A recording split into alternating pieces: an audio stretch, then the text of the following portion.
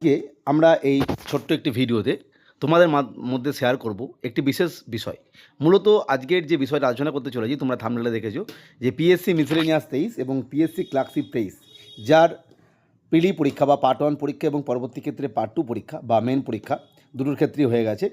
এমতো অবস্থায় যেহেতু ওবিসি কেসের ব্যাপারটা দীর্ঘদিন ধরে চলছিল এবং তারপরে নতুন যে রাজ্য সরকার তৈরি হওয়ার পর তারা কিন্তু সেই কেসটা তুলে নিয়েছে অথবা উইথড্র করে নিয়েছে। এই জায়গায় যে 7%, 17% বা পুরনো ওবিসি এবি, নতুন ওবিসি এবি বা শুধুমাত্র ওবিসি, এই সমস্ত বিষয় নিয়ে কোন ক্ষেত্রে কী হতে চলেছে সেটা আমরা ডিটেলসে নোটিফিকেশান, এছাড়া ব্যাকওয়ার্ড ক্লাস ওয়েলফেয়ার ডিপার্টমেন্টের দেওয়া যে নোটিশ, সমস্ত বিষয় তথ্য ধরে একদম ডেট ওয়াইজ আলোচনা করে দেবো। তোমরা নিশ্চিত হয়ে যাবে যে কত পার্সেন্ট ধরে বা কোন ওবিসি লিস্ট ধরে এই নিয়োগ প্রক্রিয়াটা ফাইনালি হতে চলেছে।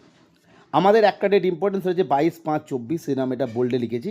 এই দিন এই ডেটটা তোমরা প্রত্যেকে মনে রাখবে, কারণ হচ্ছে এই ডেটই হাইকোর্ট সেই ইম্পর্টেন্ট ওবিসি কেসের যে অর্ডার সেটা দিয়েছিল যে আজ থেকে 2011 সালের পরে ইস্যু হওয়া বা 2011 সালের পরে ওবিসি লিস্টে এনলিস্টেড হওয়া যে সমস্ত ক্যান্ডিডেট মানে ক্যাটাগরি, সেগুলো বাতিল।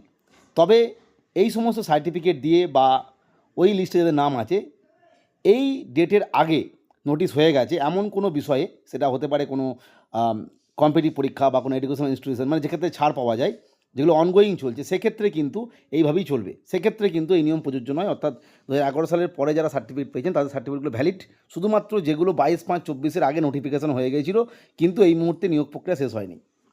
এরপরে যদি আমরা এই ডেটটাকে মাথায় রেখে আমরা এই বিষয়টা লক্ষ্য করি, তাহলে আমরা দেখতে পাবো যে পিএসসি মিসেলেনিয়াস 2023 নোটিফিকেশান এসেছিল 3/10/23। এটা কিন্তু ফুল নোটিফিকেশনের কথা বলছি, এর আগে কিন্তু ইন্ডিকেটিভ এসেছিল এবং ফর্ম এন্ট্রি শুরু হয় 5/10/23 থেকে। পিএসসি ক্লার্কশিপ ক্ষেত্রেও তাই, 4 ডিসেম্বরে নোটিফিকেশান আসে এবং এন্ট্রি শুরু হয় 8 ডিসেম্বর 2023।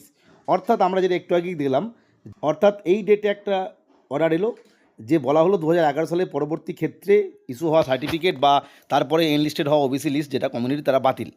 কিন্তু অনগোয়িং প্রসেসে কোনো সমস্যা নেই।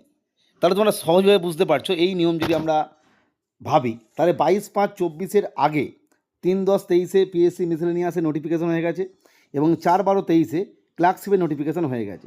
তাহলে এই তথ্য অনুযায়ী মোটামুটি আমরা আশা করতেই পারি বা এটা আশা রাখা যেতেই পারে যে পুরনো যে ওবিসি এবি লিস্ট এবং সেই অনুযায়ী যে 7%, 10% রিজার্ভেশন আর 17%, সেই অনুযায়ী কিন্তু এই পিএসসি মিসেলেনিয়াস এবং ক্লার্কশিপের যে ফাইনাল রেজাল্ট সেটা হওয়ার কথা বা সেটা হতে চলেছে।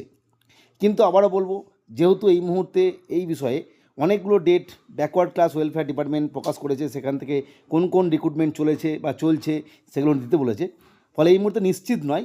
তবে তোমরা আশা রাখতে পারো বা আমরাও আশা রাখছি যে এটা 100%, যেহেতু 22/5/24 আগে নোটিফিকেশান, তাহলে সেই অনগোয়িং প্রসেসের মধ্যে এটা পড়ে যাচ্ছে। অর্থাৎ এক্ষেত্রে কিন্তু কোনো বাধা থাকছে না, পুরনো লিস্ট এবং পুরনো যে পার্সেন্টেজ সেটা অনুযায়ী হতে চলেছে পিএসসি মিসেলেনিয়াস এবং ক্লার্কশিপ।